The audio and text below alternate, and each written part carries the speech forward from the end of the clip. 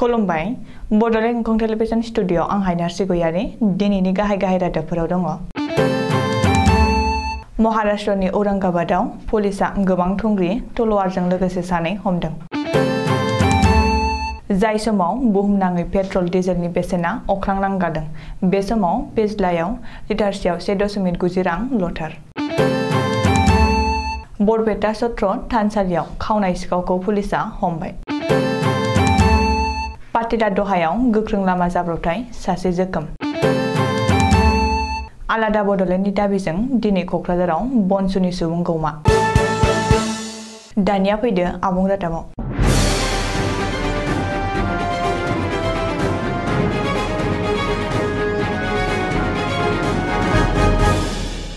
महाराष्ट्रनि औरंगाबाद जिल्लायाव दिघी ओनसोलनिफ्राय महाराष्ट्र पुलिसआ गोबां थुंग्रि एबा तलवार गासै गं 92 थुंग्रि आरो गंनै खुख्रि बोखांनो हादों।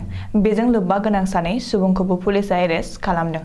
हमजानाय सानै सुबुंनि मुङा फारियै अमित गौर आरो अनिल गौर होननानै पुलिसआ मिथिहोदों। आथिखालाव बेसोरनि बेरेखायै पुलिसआ आयेन बायदियै एफआइआर होनानै केसखौ रेजिस्टार खालामबाय होननानै मिथिहोदों।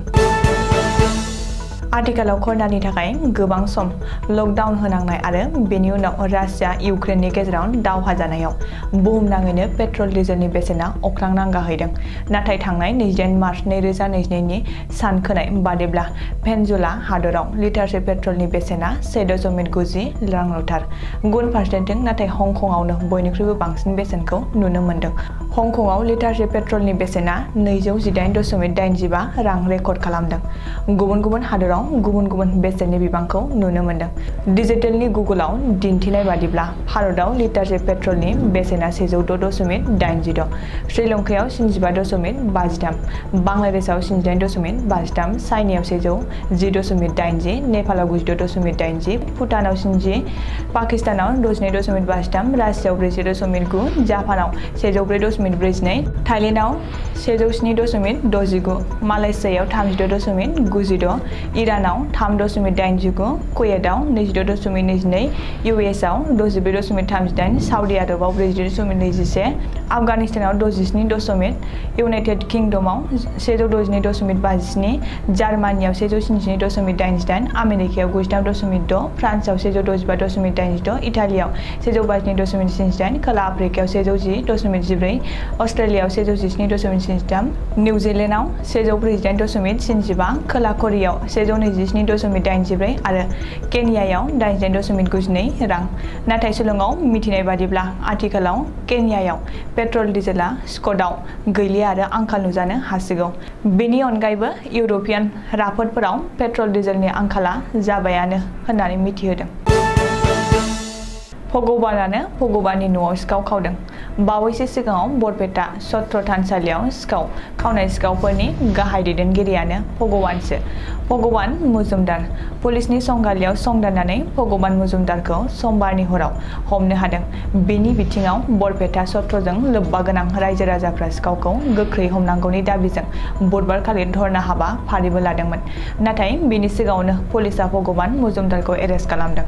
शिलंआव फोरमायनाय बादिब्ला भगबान मुजुमदारा सिगाङाव बरपेटा सत्र थानसालिनिनो सासे बारग' गेट किपार एबा दार'वारमोन। पुलिसआ जेब्ला भगबान मुजुमदारखौ एरेस्ट खालामो अब्ला बयबो गोमोदों। मानो होनोब्ला गासैबो मन्दिरनि एबा सत्रनि खावजानाय थोरसि लथा लाइ लथर गासैबो मुवाखौ पुलिसआ भगबान मुजुमदारनि न'निफ्रायनो बोखांनो हादों। बेजों लोगोसे भगबान मुजुमदारनि सिमान लानायाव पुलिसआ गहेरफाम गामिनि सामाद उद्दिन आरो गान्धी नगरनि राहुल आहमेदखौबो एरेस्ट खालामदों। पुलिसआ सेबनायाव बिसोरो खावनानै लाबोनाय मुवा बेसादफोरखौ सरथेबारियाव फानहैयो होननानै सिमान लादों होननानै मिथिहोदों। बङाइगाव जिल्लानि मणिपुर थाना बेन्दोंआव पाटिला दहा 3 नं हादरारि राजा लामाया गोख्रों लामा जाब्रबथाय जादों।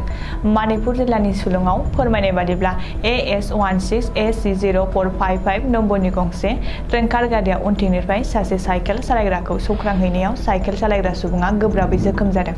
आथिखालाव जोखोम जानाय सुबुंखौ देहा फाहामथायनि थाखाय देहा फाहामसालियाव दैथायहरबाय होननानै मिथिहोदों। गोदानै दाजानाय बड' नेशनेल स्टुडेन्ट इउनियन थामहिनबा बनसुआ दिनै 7 एप्रिल बिस्तिबार खालि आलादा रायजो बड'लेण्डजों लोगोसे माखासे दाबि दावाखौ लाफानानै भारतनि गाहाय मन्त्रि नरेन्द्र मोदी आरो नखर मन्त्रि अमित शाहजों गांसे गोसोखांलाय गथायनाय हाबाफारि लादों।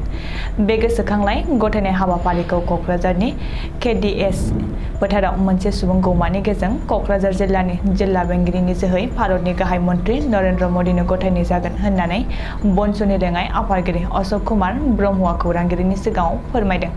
अशोक कुमार ब्रह्मआ बुंथिनाय बादिब्ला आथिखालाव बनसुआ सोनाबहा संकस दैमानिफ्राय जागायनानै सानजाहा सदियासिम आलादा बड'लेण्ड रायजो दाबिनायजों लोगोसे दिमा हासाव आरो कार्बि आंलंनि बर'फोरनो हाजोआरि एसटि होनाय, इन्डियान आर्मियाव आलादा बर' रेजिमेन्ट सोरजिनाय आरो राष्ट्रसंघनि इन्डिजिनास खान्थिखौ मावफुंनाय बेफोर गासैबो बे दाबिलायाव दंफाजोबगोन।